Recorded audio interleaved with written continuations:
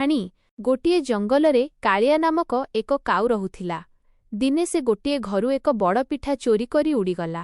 ସେ ଯାଇ ଏକ ଗଛ ଡାଳରେ ବସିଲା ଏବଂ ଭାବିଲା, ଆଜି ମୁଁ ଏହି ମଜାଦାର ପିଠାଟିକୁ ଏକୁଟିଆ ଖାଇବି। ସେହି ସମୟରେ ସେହି ଗଛ ତଳ ଦେଇ ଟିକି ନାମକ ଏକ ଚତୁର ଶିଆଳ ଯାଉଥିଲା।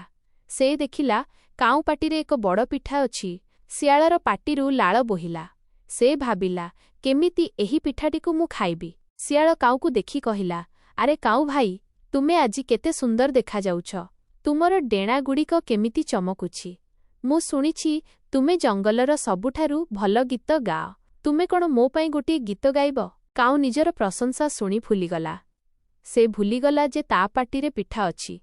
ସେ ଯେମିତି ଗୀତ ଗାଇବା ପାଇଁ ପାଟି ଖୋଲିଲା, କା କା ପିଠାଟି ସିଧା ତଳକୁ ଖସି ପଡ଼ିଲା। ଶିଆଳ ତୁରନ୍ତ ସେହି ପିଠାଟିକୁ ଧରିନେଲା ଏବଂ ହସି ହସି କହିଲା, ଧନ୍ୟବାଦ କାଉ ଭାଇ, ତୁମ ଗୀତ ତ ବହୁତ ଭଲ, କିନ୍ତୁ ଏହି ପିଠାଟି ଆହୁରି ଭଲ।